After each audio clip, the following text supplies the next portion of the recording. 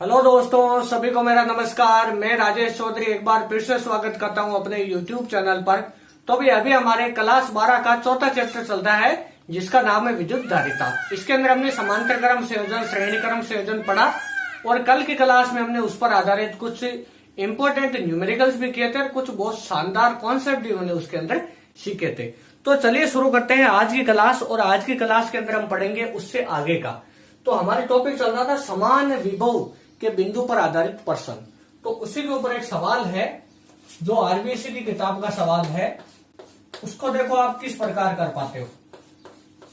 देखो भाई, ऐसा सवाल है 5 माइक्रोफैरड, या सबको सी ले लो, है ना। ये बिंदु ए है और ये बिंदु आपका क्या है, बी है।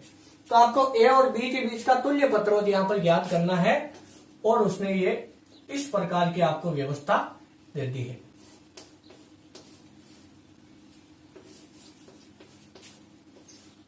ये इस प्रकार की व्यवस्था है ना। सारे सी है, सारे संधारित्र धारिता में बराबर है और प्रत्येक की जो धारिता है वो है आपके 5 माइक्रोफैरड। कितने हैं भाई, 5 माइक्रोफैरड। तो देखो इसके अंदर आपको ए और बी के बीच का तुल्य प्रतिरोध ज्ञात करना है। सवाल को देखकर हमें बहुत डर लग रहा होगा कि यार ये कैसे हो पाएगा, है ना।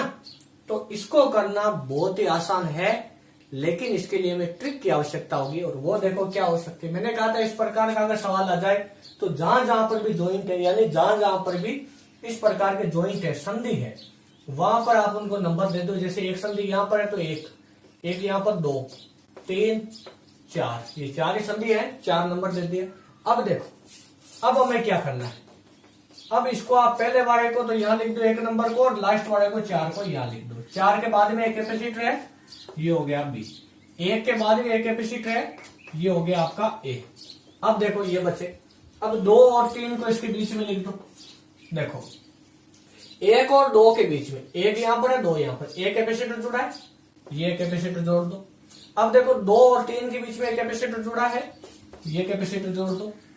और इसके बाद में देखो एक कैपेसिटर 3 और 1 के बीच में जुड़ा है, 3 और 1 से जुड़ा है, देखो ये वाला। तो ये जोड़ दिया हमने 3 और 1 से। इससे अगला देखो 3 और 4 के बीच में एक कैपेसिटर जुड़ा है, ये जोड़ दिया यहाँ पर, है ना। और यहाँ पर 2 और 4 के बीच में भी एक कैपेसिटर जुड़ा है। देखो यहाँ पर ये सॉरी है ना, ये आपका बिंदु 2 है और ये आपका है 4, है ना। तो यहाँ पर एक कैपेसिटर जुड़ा है, एक 3 और 4 के बीच में जुड़ा है, देखो, है ना। तो ये हो गया आपका 3 और 4। तो ये वाला कौन सा, 2 और 4 के बीच का ये वाला, और ये जुड़ा है आपके 3 और 4 के बीच में, ये जुड़ा है 2 और 3 के बीच। उसके बाद में एक कैपेसिटर और है। तो ये देखो सॉल्व हो गया। अब इसको देखकर आपको एक चीज तो पता चलती है कि सारे बराबर हैं और ये वही क्लिष्टोन सेतु है। तो सेतु तो इतना सा है, बाकी बड़ों को छोड़ो, अभी केवल इतना सा। तो इस सेतु के अंदर ये भी सी, ये भी सी, ये भी सी, ये भी सी, ऊपर वाले भुजाओं का अनुपात नीचे वाले भुजाओं के अनुपात के बराबर। तो ये संतुलित अवस्था में है सेतु। अगर ये संतुलन की अवस्था में है तो इसको हम हटा देंगे बीच वाले को, ये बीच वाले को हटा देंगे। अब इसको सॉल्व करो। ये दोनों समांतर में तो सी और यानी सॉरी ये दोनों श्रेणी में सी और सी, 1 और 1 कितना होता है, यानी 1/c प्लस 1/c, तो कितना 2/c यानी c/2 आधा हो जाएगा। देखो कैसे 1/c प्लस 1/c बराबर 2/c, उल्टा करेंगे तो c/2। तो इसके ऊपर वाले की धारिता c/2, नीचे वाले के भी c/2। तो अब ये सर्किट कैसा बन गया,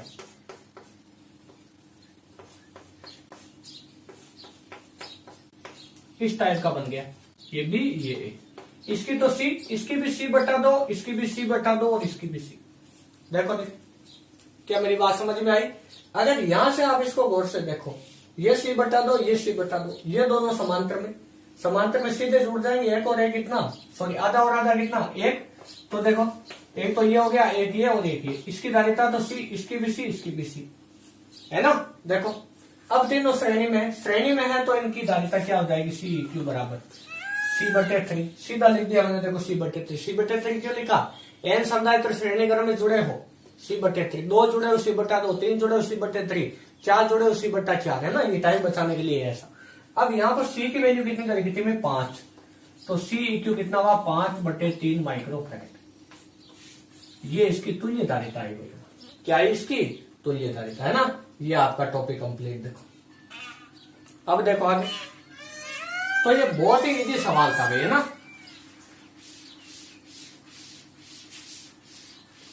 अब देखो अगला सवाल। अगला सवाल जो है बिल्कुल इसी टाइप का लेकिन थोड़ा सा अलग है ना। अब देखो इसमें क्या होगा, देखिए इस सवाल में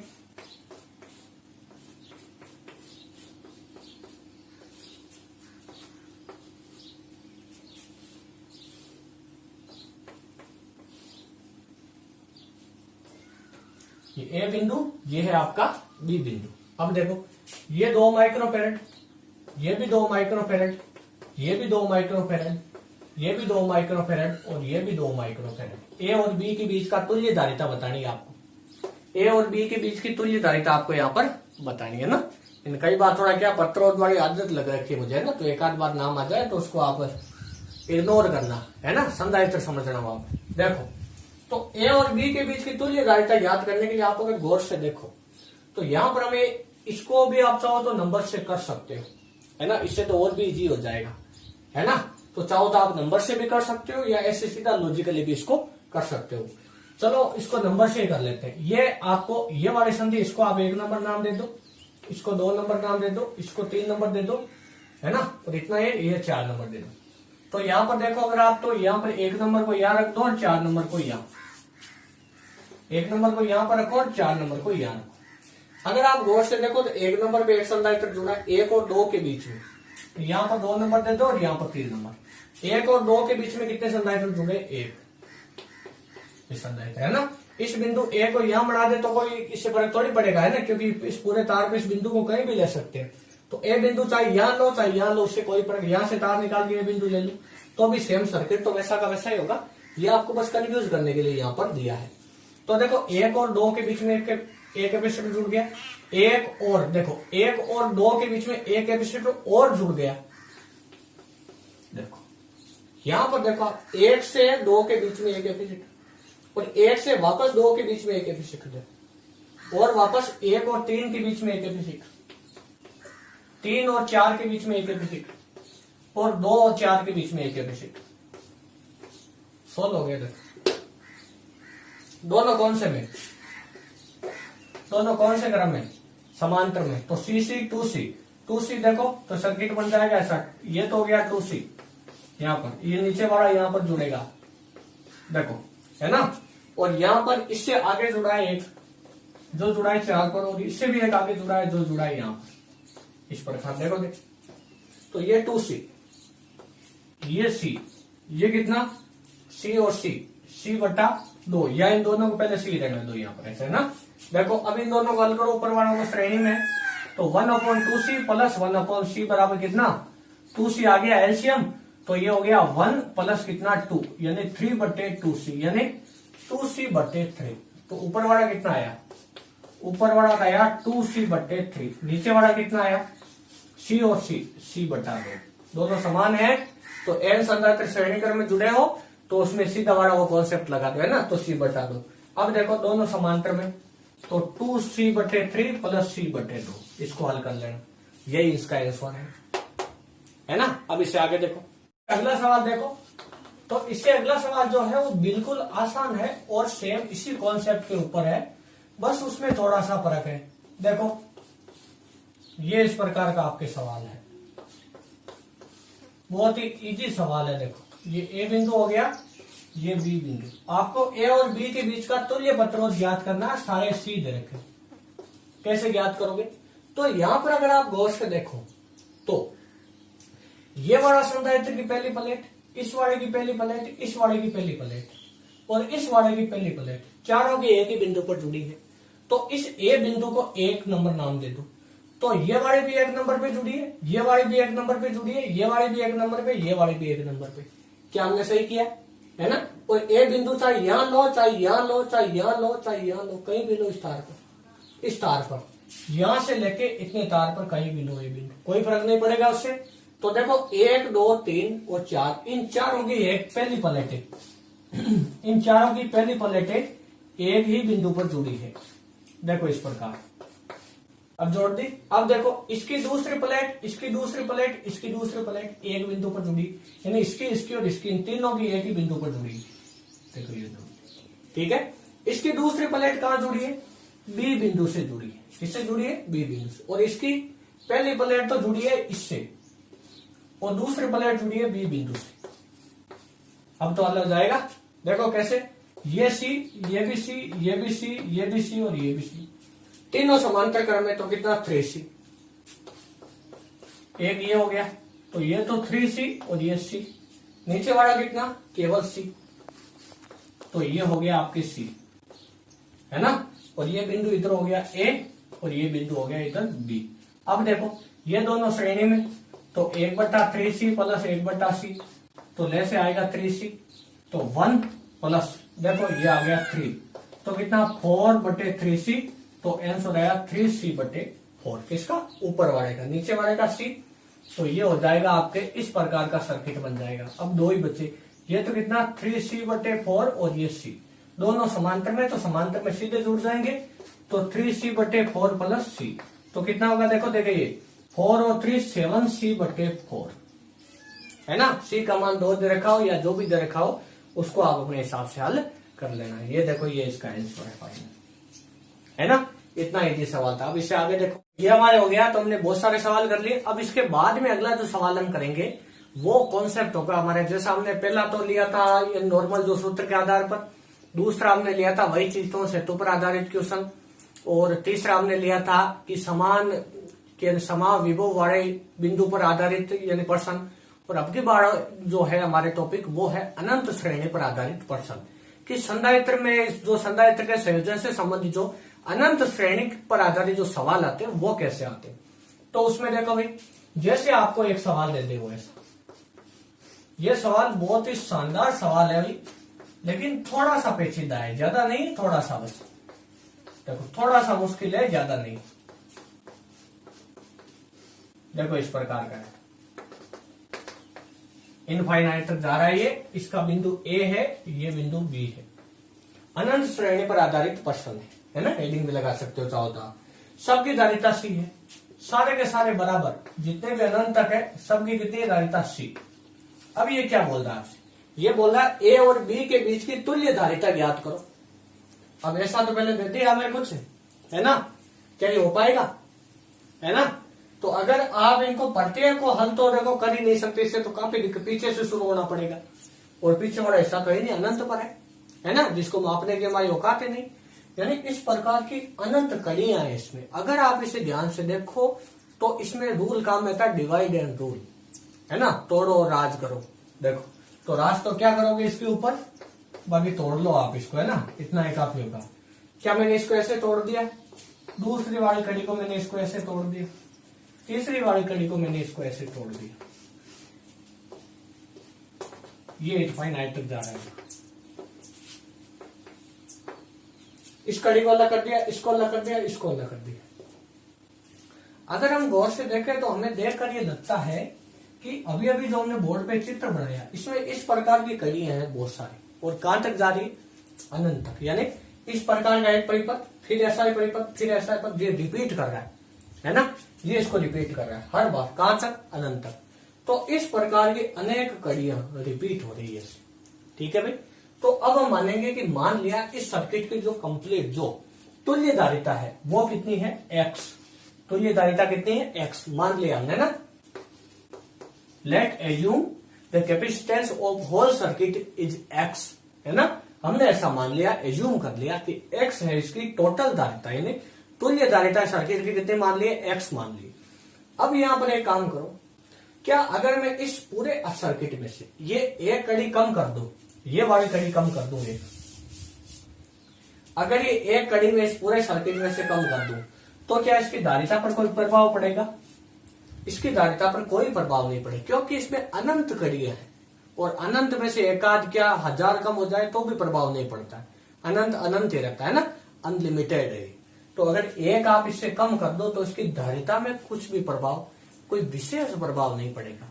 तो बाकी जो बचा इसकी धारिता कितनी, बाकी जो पूरा बचा इसकी धारिता भी कितनी बची? X। तो एक कड़ी जो हमारे पास है इसको वापस लेकर आओ जो हटाई थी आप, है ना, और इसमें इस पूरे की धारिता कितनी मानी हमने? X। तो ये इसमें धारिता जोड़ दो। देखो कैसे, इस पूरे की जगह हम एक ही संधारित्र बना सकते हैं, जिसकी धारिता कितनी हो x, ये c, ये c। ये थोड़ा आपको सुनने में और इस सवाल को जो मैंने तरीके से करवाया है वो तो आपको थोड़ा सा पेचीदा लग सकता है, लेकिन इसका तरीका यही है। लेकिन आप मैथ्स का यहाँ पर कमाल देखो, जिस आदमी ने इस सवाल को पहली बार सोल्व किया था उसका दिमाग देखो आप, उसने इसको क्या किस प्रकार सोल्व किया। हम जिसमें हाथ डालने से भी डरते हैं, इस न्यूमेरिकल को इसने बिल्कुल इजीली इसने क्या किया, अनंत में से एक कड़ी कम कर दी, तो बाकी जो बची वो भी तो अनंत ही है। तो पूरे की धारिता पहले क्या मानी x, फिर क्या कहा एक कड़ी कम कर दो, तो बाकी जो बचे वो भी अनंत है ना, बाकी अनंत ही बची, एक निकाल दिया तो भी, तो पीछे वाले की धारिता भी फिर कितनी रही, x ही तो रही। तो पीछे वाली धारिता पीछे वाले के सारे की जगह क्या बढ़ा दिया इसने, एक संधारित्र बना दिया जिसकी धारिता x, और इस एक कड़ी को इसने यही रख लिया, उसको यहाँ संधारित्र को जोड़ दिया है ना, बाकी कड़ी की जगह एक संधारित्र बना दिया x। अब इसको सॉल्व करो, इसको सॉल्व करें तो ये दोनों समांतर क्रम में, तो c प्लस x, तो ये इस प्रकार की व्यवस्था बनी, ये तो c और ये c प्लस x, ये बिंदु a, ये बिंदु b। अब इसको हल करो, देखो अगर हम इसको हल करें तो इसको हल करते समय हमारे पास में ऐसी व्यवस्था आई, ऐसी, ये a और ये b, ये तो c था, ये c प्लस x। तो देखो देखिए श्रेणी में है तो c इक्यू कितना 1/c plus 1/c plus x, तो 1/c इक्यू बराबर c कोष्टक c प्लस x, एलसीएम आ गया तो c plus x plus c, तो 1/c इक्यू कितना आया 2c plus x upon c कोष्टक c प्लस x। अब मुझे बताओ इसको उल्टा करो पहले, तो c इक्यू की वैल्यू c कोष्टक c plus x upon 2c plus x। यहां पर अगर आप गौर से देखो तो ये c इक्यू जो है वो a और b के बीच की तुल्य धारिता है, और हम जानते हैं a और b के बीच की तुल्य धारिता शुरुआत में क्या मानी थी हमने, x मानी थी, क्या मानी थी x। तो x बराबर c कोष्टक, इसको अंदर गुणा कर दो c square plus C x upon 2c plus x, इसको यहां लेकर आओ तो ये हो जाएगा 2c plus x square C square plus C x. तो देखो एक्स स्क्वायर को ये रखो, सी एक्स इधर लेके आओगे 2cx में गया तो प्लस का सी एक्स और माइनस सी स्क्वायर बराबर 0, सी स्क्वायर को इधर लेके आ गया, क्या बने द्विघात समीकरण, क्या बने द्विघात समीकरण बने। द्विघात समीकरण को हल करना मेरे हिसाब से आपको आता है, कैसे करेंगे द्विघात समीकरण को हल। तो देखो सबसे पहले ये आपके x square plus C x minus सी स्क्वायर बराबर 0, सीधे द्विघातीय सूत्र से एक्स बराबर होता है minus b plus minus b square minus 4ac upon कितना 2a। तो देखो x बराबर माइनस बी, बी की जगह कितना x तो चर है और x के जो गुणा में है वो क्या है वेरिएबल, वो कितना c है ना, सॉरी यानी ये तो चर है वेरिएबल है, ये कांस्टेंट है, इसका गुणांक है कहने का मतलब है ना। तो b क्या होता है x का गुणांक और a क्या होता है एक्स स्क्वायर का गुणांक और c क्या होता है c को जो कांस्टेंट होता है वो वाला, चिन्ह सहित लेना है इनको सबको। तो देखो माइनस बी, सी किसका प्लस का, तो minus c plus minus b square की जगह सी स्क्वायर माइनस का 4 इंटू एक्स स्क्वायर के गुणा में 1 इंटू सी की जगह माइनस सी स्क्वायर तो प्लस सी स्क्वायर, इसका रूट और अपॉन 2 इंटू 1। तो देखो x बराबर कितना होगा माइनस का सी प्लस माइनस, देखो आगे माइनस का सी प्लस माइनस ये हो जाएगा आपके c square plus 4c square का रूट अपॉन 2।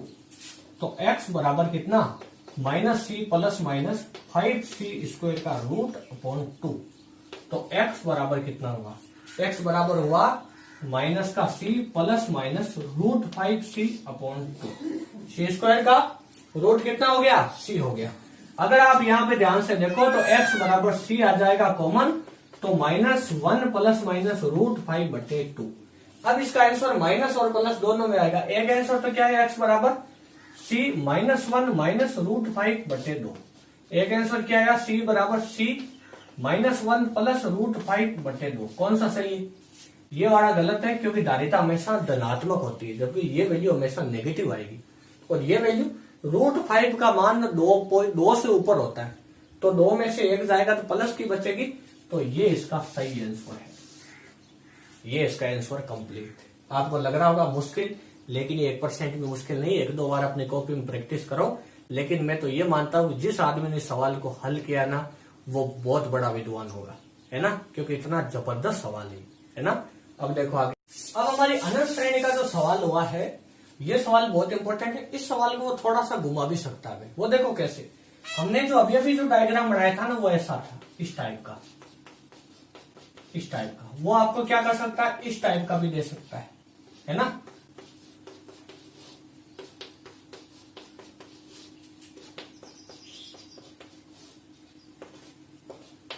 ये इनफाइनाइट, ये ए, ये बी, इसमें और इसमें कुछ खास फर्क नहीं है भाई, है ना। देखो बहुत इसके अंदर ज्यादा फर्क नहीं, लगभग सेम है। देखो इसमें ये यहां था, इसमें पहले दे दिया, तो इसमें कौन सी कड़ी बनेगी, एक तो ये, दूसरी ये, तीसरी ये और चौथी आगे से ऐसे चलती जाएगी। तो इसको आपको घर पे एक बार हल करके देखना है। इससे आगे वाले को एक कड़ी बाहर निकाल देना, इसको एक्स मान लेना, तो कैसी बनेगी इस प्रकार की। तो ये यहां पर बनेगा ऐसा और ये ए। अब इन दोनों को हल कर लेना, तो इसकी धारिता कितनी हो जाएगी, इसकी तो एक्स मानेंगे, इसकी सी, तो कितनी होगी श्रेणी में है, तो श्रेणी में तो हो जाएगी सी एक्स बटे सी प्लस एक्स, इस प्रकार। इन दोनों को समांतर क्रम में मानकर अब कितना हो जाएगा, सी एक्स बटे सी प्लस एक्स प्लस सी। इसको हल कर लेना, अभी आंसर आ जाएगा, है ना। मेरे हिसाब से आप मेरा सवाल समझ गए होंगे कि मैं आपको क्या कहना चाहता हूं, है ना।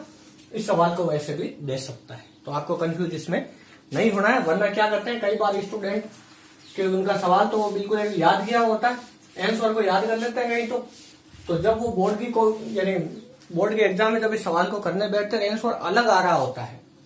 तरीका उन्होंने वही यानी उन्होंने तरीका वही लगाया, लेकिन आंसर अलग आ रहा होता है, तो कंफ्यूज हो जाते हैं कि यार हमारा तरीका भी गलत तो नहीं, है ना।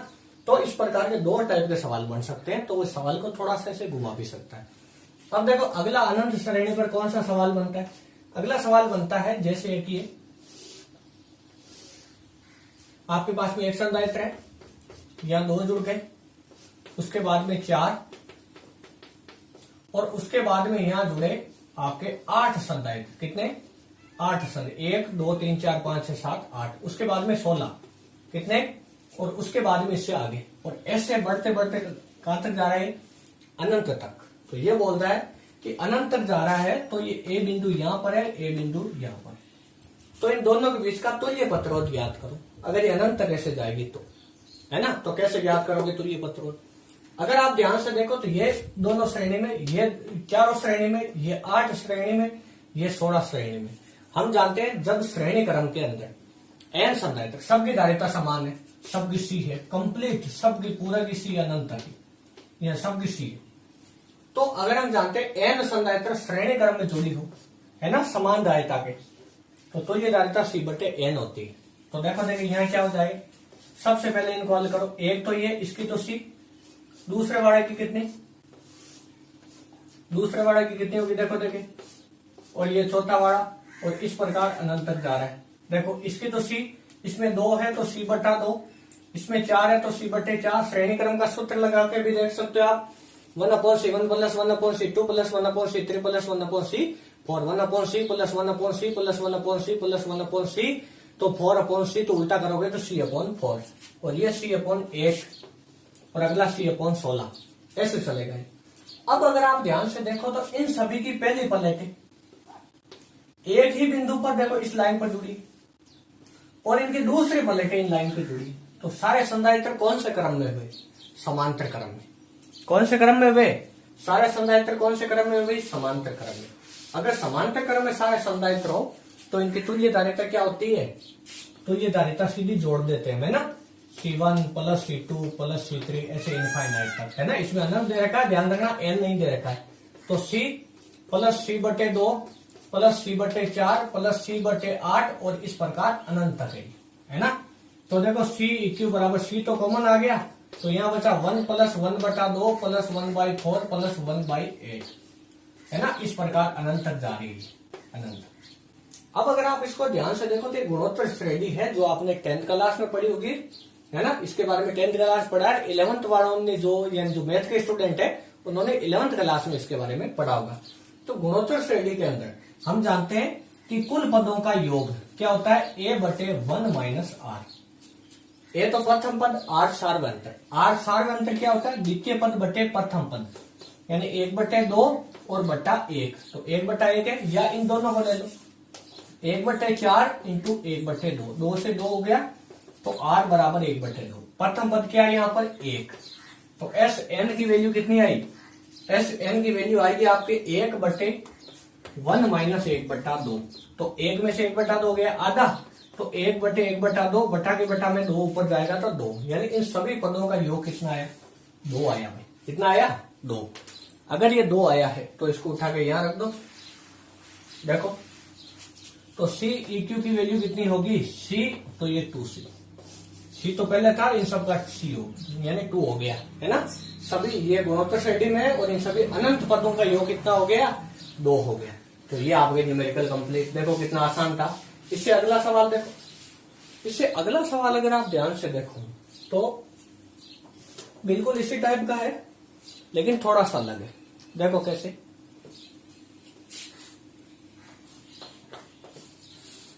अब की बार इसके अंदर श्रेणी क्रम में ना देके समांतर क्रम में दे दिए। ये देखो इस टाइप में देखो, और अब की बार समांतर क्रम में कितने जुड़ेंगे, 4, उससे अगली बार 5, इस प्रकार, और इस प्रकार n तक है। ध्यान रखना है, वो तो अनंत तक था, ये है आपका n तक। कहां तक है, n तक, अनंत तक नहीं है, n तक है। अगर ये n तक है तो ये a दे दिया, ये b दे दी। इन दोनों के बीच की तुल्य धारिता ज्ञात करो। प्रत्येक की धारिता c है। कैसे ज्ञात करोगे, वही वाला तरीका है, इसकी भी सी, इसकी भी सी, है ना। यहाँ पर 4 जुड़े हैं समांतर क्रम में, यहाँ समांतर क्रम में 5 जुड़े हैं, अगले में 6 जुड़ा होगा। उसमें भी क्या होता था, पहले 1, फिर 2, फिर 4, फिर 8, फिर 16, फिर 32, ऐसे चलता था। इसमें 1, 2, 3, 4 ऐसे चलेगा। पहले 1 जुड़ा, फिर 2, फिर 3 जुड़े, फिर 4 जुड़े, फिर 5, फिर 6, फिर 7 ऐसे, और वो अनंत तक था, ये n तक है। तो दोनों सवालों में डिफरेंस समझ में आया। अब देखो कैसे, हम जानते हैं समांतर क्रम में सीधे जुड़ जाते हैं। तो ये तो एक संधारित्र, ये 2 हो गए, तो 2 का सीधा जोड़ दो 2c, फिर ये बाद में इन तीनों की जगह 1 बना दिया, तो ये 3c, और अगला वाला 4c, और ये अगला वाला 5c, और इस प्रकार कहां तक, n तक। तो ये तो c, ये 2c, ये 3c, ये 4c, ये 5c। देखो c, 2c, 3c, 4c, 5c, क्योंकि समांतर क्रम में तुल्य धारिता C1 plus C2 plus C3 होती है। तो अब इसके बाद में देखो, इनकी सभी की पहली प्लेटें एक ही रेखा पर और दूसरे वाली प्लेटें एक ही रेखा पर जुड़ी है, यानी सारे कौन से क्रम में, समांतर क्रम में। तो समांतर क्रम में तो तुल्य धारिता कितनी हो जाएगी, यहाँ पर ये सारे भाई समांतर क्रम में है, तो इनकी तुल्य धारिता हो जाएगी CEQ बराबर C plus 2c plus 3c plus 4c plus 5c plus dot dot, यानी n तक। कहां तक है, n तक है। तो CEQ बराबर, C कॉमन आ रहा है, तो 1 plus 2 plus 3 plus 4 plus 5 plus इस प्रकार n तक। हम जानते हैं n प्राकृत संख्याओं का योग कितना होता है, n प्राकृत संख्याओं का योग होता है n कोष्टक n प्लस 1/2। ये n प्राकृत संख्याओं का योग, और ये होगी इसकी तुल्य धारिता, है ना। तो ये थे भाई हमारे अनंत श्रेणी पर आधारित कुछ सवाल। तो आज के लिए इतना ही बहुत है, बाकी काम कल की क्लास में पढ़ेंगे। और हमारे चैनल से जुड़े रहने के लिए आप सभी का दिल से धन्यवाद।